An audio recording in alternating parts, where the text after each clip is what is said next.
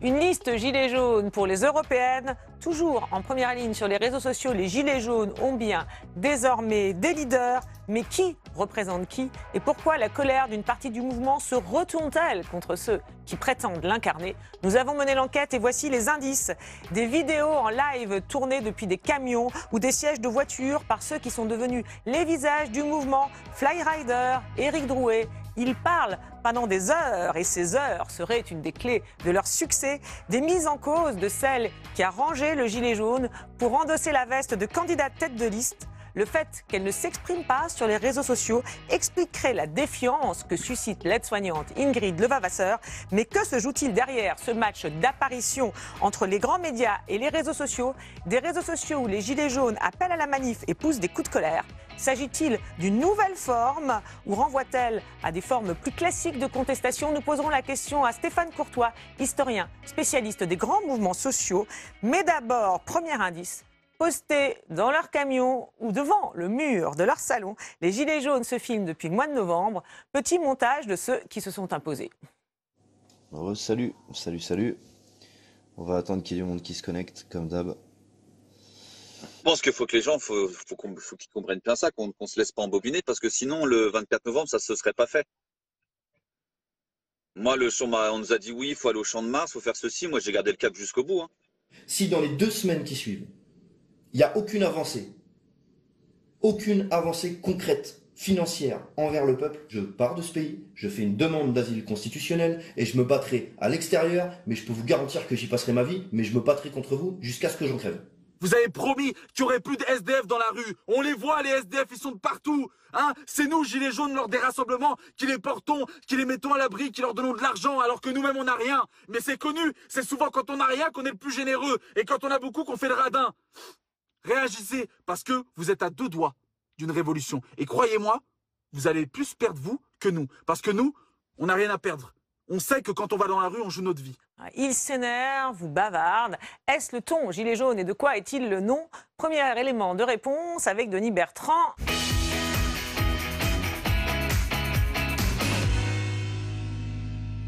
Denis Bertrand, bonjour. Alors on a vu quelques extraits, mais vous avez regardé des heures et des heures de Facebook Live.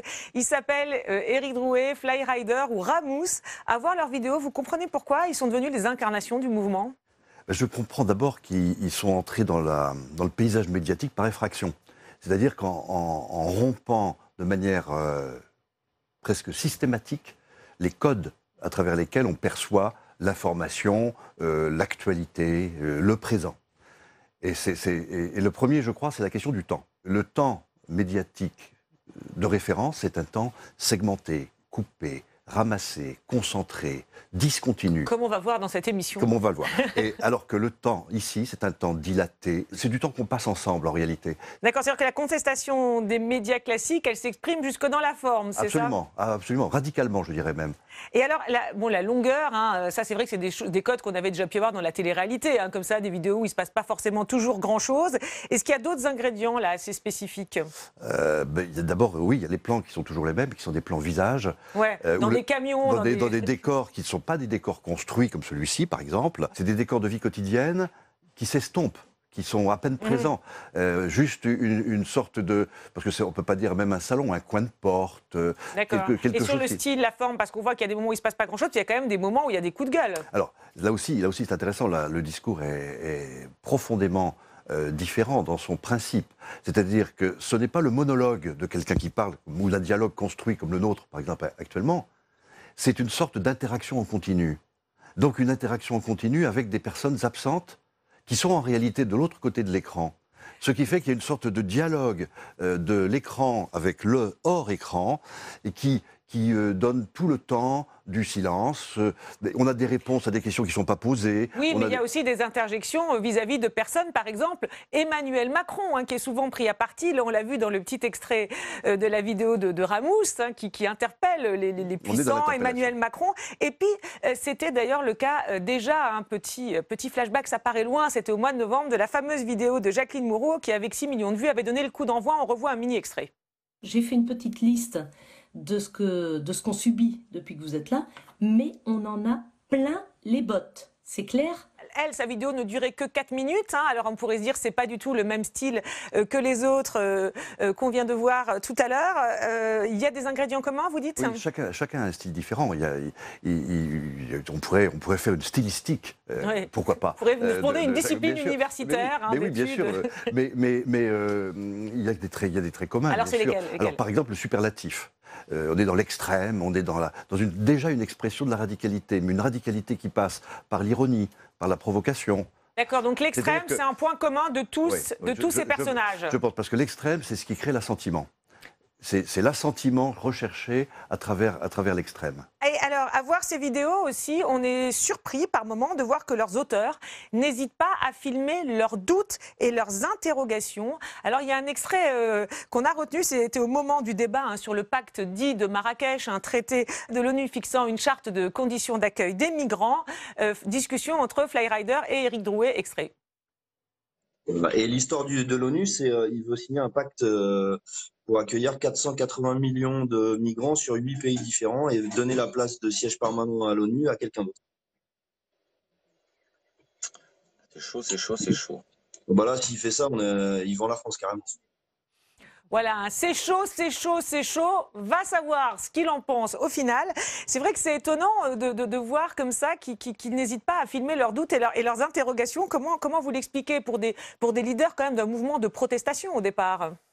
Ils sont dans une autre logique. Ils sont, je crois, dans une logique de la discussion de comptoir, de cet échange qui n'a aucune prétention à l'argumentation, à la limite, qui a juste un rapport avec la généralisation, avec même la généralité, le jugement à l'emporte-pièce. Ça leur pose pas de problème. Et qui ici est dans une relation de redondance. C'est-à-dire que l'un dit quelque chose et l'autre dit, à la manière des Dupont, je dirais même plus. Oui, voilà, c'est Dupont et Dupont, oui. Alors sachant qu'il y en a un qui se doute, qu'il y en a un qui a l'air quand même plus affirmatif que l'autre. Hein. On voit que, voilà. Enfin, on est dans une sorte de redondance qui, là encore, moi je crois que c'est le mécanisme de l'assentiment qui est à la base. C'est-à-dire que le nombre de likes fabrique de la vérité. Se substitue à la vérité. Et alors ? Ce qui compte, c'est d'engendrer du like. Et alors, pour engendrer du like, qu'est-ce qu'il faut faire ? Ça va nous servir à tous. Créer des gestuels, être dans une parole qui crée un sentiment d'être exactement tous dans le même espace. Dans une parole qui ne se contrôle pas particulièrement, dans des registres qui sont pas soignés, dans des phrases qui sont éventuellement mal faites. Enfin, tout ce qui ne se passe pas à la télévision. Éventuellement. Ça arrive aussi, cela dit. Mais bon, Denis Bertrand, merci beaucoup. On va voir maintenant comment ces Facebook Live et leurs protagonistes participent au mouvement.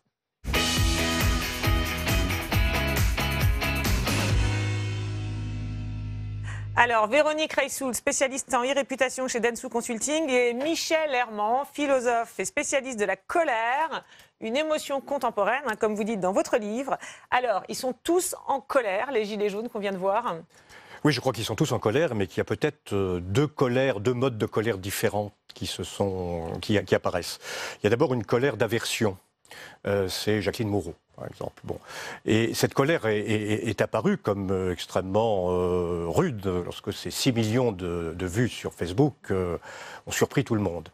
Mais c'est une colère qui s'adresse au président de la République, mais qui ne comporte pas de détestation. On dirait à certains moments d'ailleurs qu'elle lui parle par de longues interjections, comme presque une institutrice à l'ancienne disputerait un élève un petit peu turbulent. Oui, mais vous disiez effectivement, vous aviez dit dans une précédente émission qu'il y a une forme de colère séduisante, effectivement, de Jacqueline Moreau. Mais ceux qu'on vient de voir, qui sont plutôt des hommes, c'est intéressant d'ailleurs, le distinguo, ils ne sont pas tout à fait dans la même colère souriante, on a l'impression. Alors je crois qu'il y a une deuxième colère.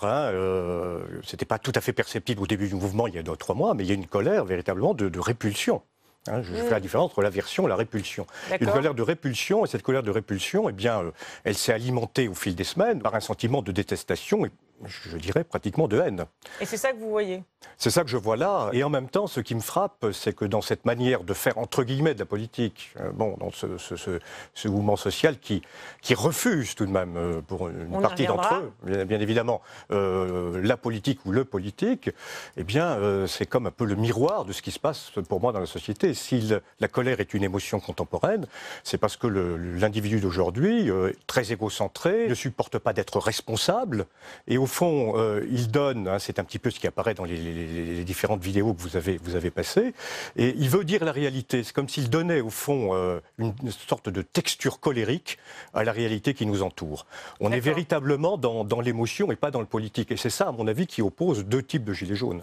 D'accord, ah bah oui, oulala. Alors on va y revenir. Mais alors c'est intéressant parce que du coup, de cette colère, voire cette haine, hein, vous avez bien opposé les deux styles, c'est ça qui séduit chez eux, qui font tous leurs vues, leurs likes, si on comprend bien, parce qu'ils en font beaucoup. Hein. Les extraits de ceux qu'on a choisis sont effectivement des personnes. Alors certains sont devenus très connus comme Éric Drouet, d'autres un peu moins comme Ramous, et pourtant il est plus suivi même sur les réseaux sociaux. Alors, Éric Ramous, il est plus suivi. Il est né, lui, sur les réseaux sociaux réellement depuis longtemps. Il se présente d'ailleurs comme un auteur, compositeur, interprète. Il a plus de 380 000 personnes qui le suivent sur Facebook. Il a une chaîne YouTube avec 63 000 abonnés. Alors, bien sûr, c'est risible au regard de ce que sont les YouTubeurs habituels.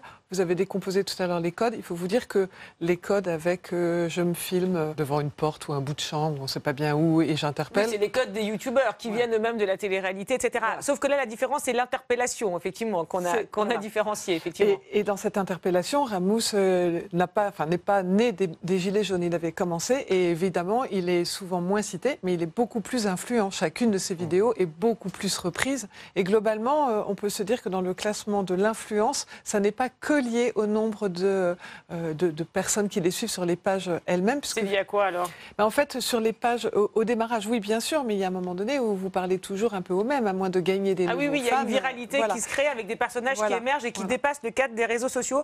Juste petit mot, la haine, c'est ça qui séduit? Ah oui, moi je crois que c'est effectivement très séduisant parce que la haine, c'est un sentiment qu'on ne va pas revendiquer, bien évidemment. Hein, on va revendiquer la colère, mais pas la haine. Donc c'est quelque chose de subjectif. Hein, qui se cache d'ailleurs un peu. Hein. Et ce qui me frappe... Les jeunes, ils disent souvent « j'ai la haine ». Et ils vont exprimer la notion de haine plutôt que de colère. Oui, vous avez parfaitement raison. Les jeunes disent ça. Mais dans le mouvement, ils ne prononcent pas le mot haine. Non. Hein, alors qu'ils l'expriment. Au fond, moi, ce qui me frappe, c'est qu'il y a un certain nombre de ces gilets jaunes habités un peu par la détestation ou la haine, qui énoncent tout ce qu'ils disent un peu comme une menace. Il y a le langage de la menace. Et c'est ce langage-là de la menace qui séduit. Parce que c'est une arme.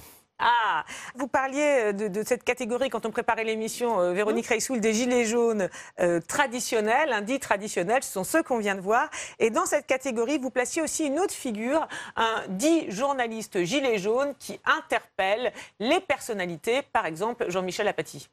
Qu'est-ce que vous avez découvert comme scandale? Qu'est-ce qui a fait que vous avez accusé le gouvernement à un moment dans votre vie? Rien.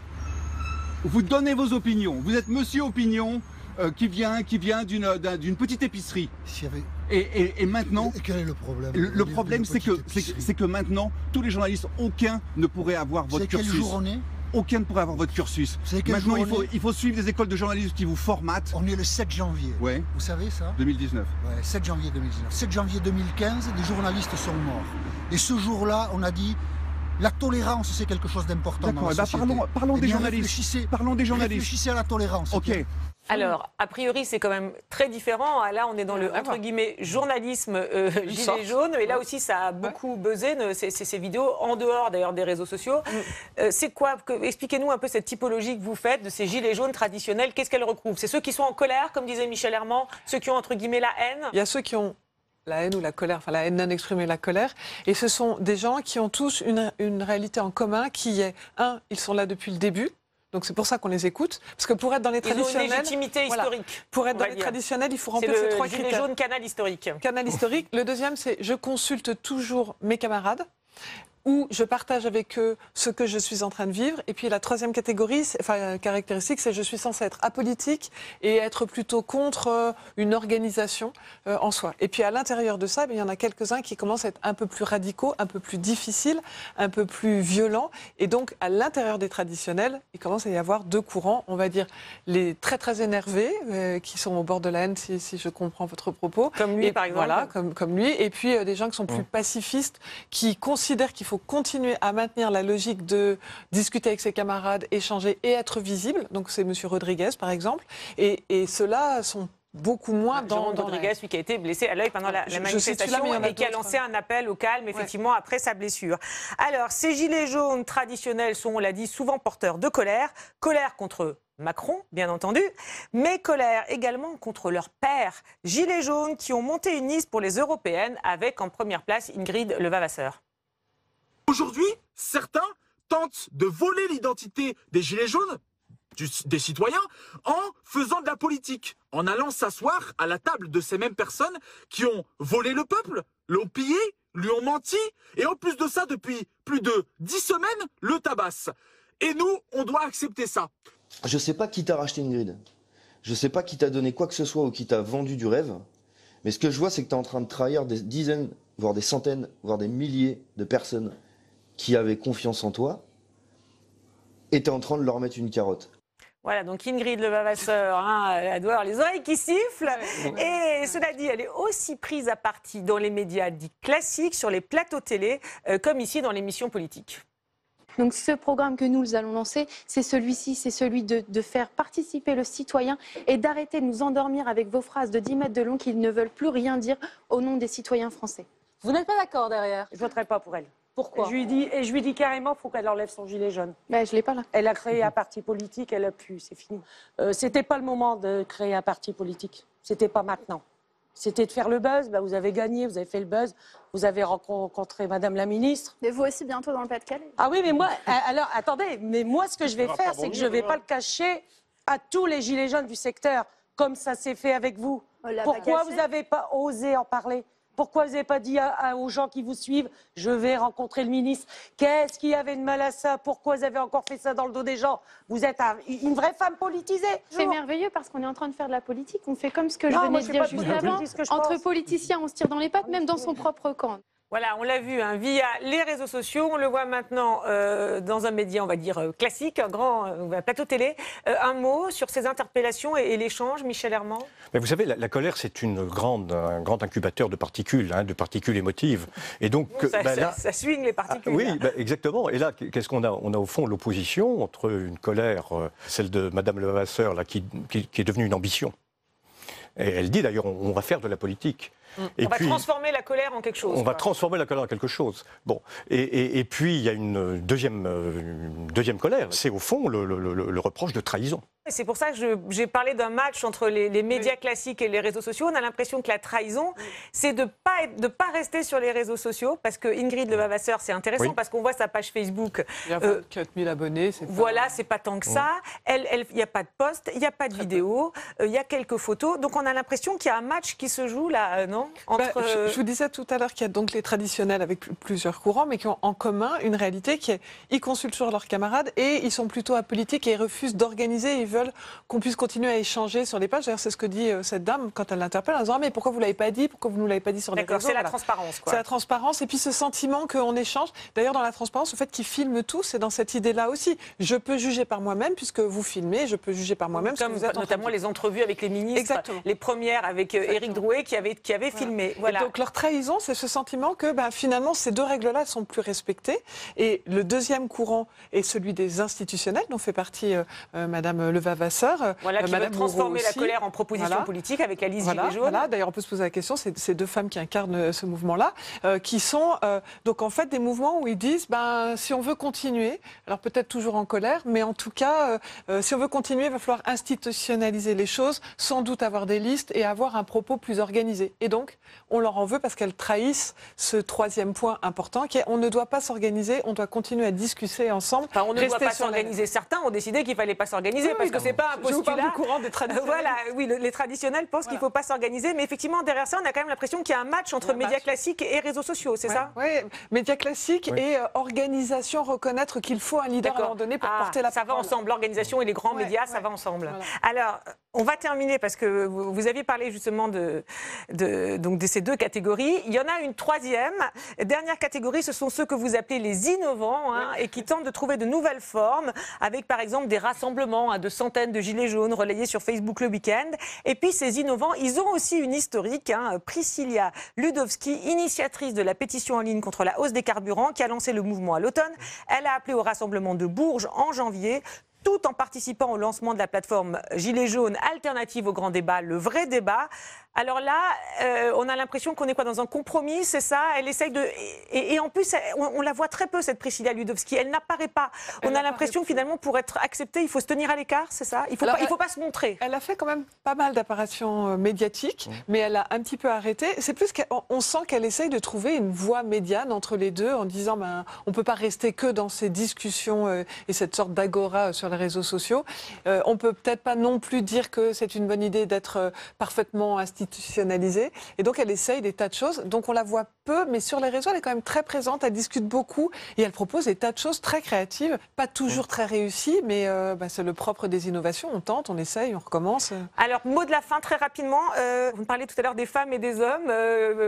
Peut-être est-ce que vous voyez une répartition, une manière d'incarner cette colère? Un petit commentaire, et puis sur cette dernière catégorie. Oui, un commentaire un petit peu général, bien évidemment, mais on a l'impression, si vous voulez, que dans ce mouvement des Gilets jaunes, il y a une sorte de revanche des hommes, en quelque sorte, dans la société actuelle.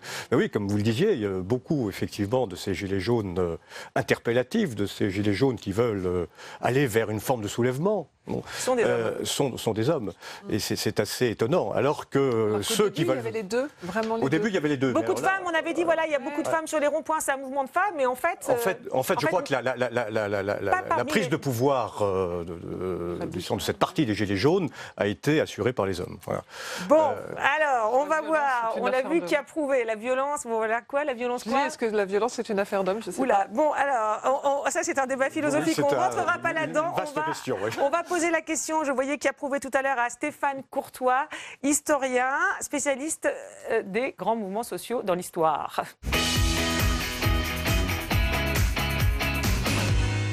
Stéphane Courtois, bonjour. Bonjour. Alors, vous avez étudié les mouvements révolutionnaires, le communisme, les syndicats. Est-ce que la façon de faire des leaders gilets jaunes est si nouvelle que ça? Elle est très différente des grands mouvements sociaux français du XXe siècle. Ça, c'est très important de le souligner parce que justement, ces mouvements étaient des mouvements extrêmement homogènes de salariés qui défendaient des revendications très précises, augmentation des salaires, diminution du temps de travail, etc. Alors que là, il n'y a pas vraiment de revendication. Alors que là, on est devant un patchwork. Et dans la manière de les incarner, parce qu'on voit le match, quelque part, qu'on évoquait entre ceux qui restent sur les réseaux sociaux, qui sont un peu les traditionnels, qui sont plus dans la colère, et ceux qui veulent transformer la colère et qui, finalement, on va dire, tentent à sortir des réseaux sociaux. Alors là, on est dans un phénomène beaucoup plus ancien, qui remonte au moins à la Révolution française et même avant. Vous avez parlé d'émotions. Dans le temps, au XVIIIe, au XIXe siècle, quand il y avait des émeutes, des manifestations, etc., on parlait d'émotion populaire, justement. Donc là, on est tout à fait dans une émotion populaire, c'est-à-dire une espèce de révolte. Simplement, tout le problème, c'est que de la révolte sort toujours une petite pointe révolutionnaire. On a entendu des gens là parler de révolution. Et les leaders, là, les hommes qu'on a vus tout à l'heure, ils sont dans cette logique du leader, entre guillemets, grande gueule, comme vous l'appeliez quand on préparait l'émission? Dès qu'on rentre dans ce phénomène où la révolte commence à passer... Alors, dans la révolte, il y a toujours des personnages qui, d'un seul coup, émergent sur la scène de l'histoire, et même... peut-être ce fantasme un rôle historique, pourquoi pas, hein. Mais très rapidement, si on commence à parler révolution, alors on rentre dans un problème de légitimité qui est le cœur de la question politique. Et qui est le cœur de ce qui se pose là, d'ailleurs. Qui est le cœur de ce qui se pose là, y compris entre les hommes et les femmes, puisqu'on en parlait. La légitimité politique dans notre pays, et depuis fort longtemps, c'est quand même la légitimité démocratique du vote. Et alors là, on est dans quoi? Et là, quand on est dans une situation où on va vers une réflexion révolutionnaire, comme on l'a vu là, il n'y a plus de légitimité. La seule légitimité qui existe, c'est celle de la radicalisation, c'est-à-dire celui qui sera plus révolutionnaire que l'autre. Et là, on voit très bien qu'on est exactement dans cette situation, hein, et que les hommes que vous avez montrés sont, alors sans doute aussi parce qu'ils sont des hommes, il faut qu'ils s'affirment plus, et donc ils sont entraînés à tenir des propos beaucoup plus radicaux que ces dames qui, elles, peut-être plus près de la réalité, se disent, bon, mais qu'est-ce qu'on fait? Pour illustrer ce que vous dites, et puis peut-être pour aller plus loin, effectivement, on a sélectionné 2 vidéos avec, au début du mouvement, certains comme Jacqueline Moureau, qui, elle, au départ, avait donc donné un peu le coup d'envoi du mouvement et qui tentait de le fédérer, c'était au mois de novembre. Pouvez-vous m'envoyer, en MP bien entendu, le nom d'un référent gilet jaune par département, un et un seul. Alors, je pense que vous êtes suffisamment intelligent pour vous mettre d'accord sur la personne qui va pouvoir le faire. Mais voilà, donc nous avons besoin d'un référent par département. Je vais tout centraliser. Merci de me répondre le plus rapidement possible. Bisous à tous et on tient bon. Alors on commentait, oui, on se disait, on ne sait pas s'ils ont été assez intelligents, en tout cas ça n'a pas fonctionné. Donc Jacqueline Moreau a été accusée de tirer la couverture à elle, elle a renoncé à faire des vidéos pour lancer son propre parti, alors qu'Éric Drouet continue lui en live avec d'autres mots d'ordre. Je pense que le but du mouvement c'est de continuer, on peut pas tous être forcément d'accord sur tout ce qu'on fait, la façon de le faire, donc après le principal pour nous c'est d'être tous dans la rue le moment venu. Après, peu importe si on se rejoint sur certains sujets ou pas, on s'en fout, c'est pas le problème. Tant que tout le monde est dans la rue, c'est le principal. Voilà, on n'est pas d'accord, hein, mais tant qu'on est tous dans la rue, c'est le principal. C'est pas un peu l'anarchie, ça aussi? Non seulement c'est l'anarchie, mais leur mot d'ordre à tous, quand on les écoute, c'est de toute manière, nous irons jusqu'au bout. Alors c'est quoi le bout? Je ne vais pas faire du Raymond DeVos le bout du bout, mais voilà, ça c'est typiquement une pensée révolutionnaire où il n'y a pas de légitimité et c'est le plus radical qui l'emportera. Voilà, du moment qu'on est tous dans la rue, on s'en fiche si on n'est pas tous d'accord. Alors ce qui est intéressant, c'est que Jean-Luc Mélenchon a choisi comme icône ou comme modèle, hein, justement, comme incarnation, ce fameux Éric Drouet. Hein. D'abord son patronyme lui plaît, puisque c'est le même que celui qui avait identifié Louis XVI dans sa fuite. Et il dit le regarder avec fascination, a conclu un post en lui disant merci. Est-ce que vous comprenez pourquoi Jean-Luc Mélenchon s'enthousiasme spécialement pour Éric Drouet? Ah là, je pense qu'on est dans le pur fantasme. Jean-Luc Mélenchon, son horizon historique et politique et idéologique, c'est la Révolution française. Il a fait ses grands meetings à la Bastille, etc. C'est pas par hasard. Hein. Et là, miracle, voilà un leader qui émerge et qui s'appelle Drouet. Alors, dans le cerveau de Jean-Luc Mélenchon, ça fait tilt. C'est que ça, c'est que ça, c'est que ça. Je crois, parce que Jean-Luc Mélenchon, je ne vois pas d'autre explication. Ah bah, il y a autre chose qui est frappant avec Éric Drouet, c'est qu'on a l'impression que c'est un petit peu le champion des rétropédalages. En mois de décembre, il dit qu'il faut marcher sur l'Élysée, puis quelques jours après, il dit j'ai peut-être été trop cash. Ou alors, lorsque son ami Jérôme Rodriguez est blessé à l'œil fin janvier, eh bien, il appelle à un soulèvement sans précédent par tous les moyens possibles, avant de rétropédaler en disant le mot soulèvement était peut-être de trop. Donc on a l'impression que là, on est peut-être effectivement dans la colère révolutionnaire, dans la haine, mais avec aussi beaucoup de rétropédalage. Et surtout, il faut le dire, je ne voudrais pas être désobligeant, mais avec une totale inculture politique et historique. Vous parlez de qui? De M. Drouet, par exemple. Oui, mais alors, bon, parce que si on est un révolutionnaire, on ne dit pas je me soulève pas, demain, non, finalement pas. Bon. Voilà, Lénine, Robespierre, etc. C'était des gens. Alors c'est quoi cette hésitation? C'est quoi? Mais ce sont des gens qui croient que la politique c'est facile, alors que la politique c'est un métier, et que même être révolutionnaire c'est un métier, ça s'apprend. Finalement, là, il y a peut-être une petite différence, effectivement, avec une tradition révolutionnaire. Là, on a l'impression qu'on est dans l'apprentissage de la révolution en live sur Facebook, c'est ça? Et avec les grands mouvements sociaux du XXe siècle, qui ont tous été dirigés par des gens qui étaient très compétents en politique et en histoire. D'accord. Bon, ils vont être contents de regarder cette émission. Je vais en débattre avec eux. Merci beaucoup. On se retrouve pour le débrief. Ils vont être contents d'entendre. Bon, écoutez, il n'y a pas de réseau qui est toujours les mêmes qui invectivent. On discuter avec eux. Quand on voit ça, c'est... Nous aussi, on va invectiver. J'espère que c'était pas enregistré. si, tout est enregistré. Attendez, nous, on est comme sur les Facebook Live. Tout est enregistré, on est au coin du feu.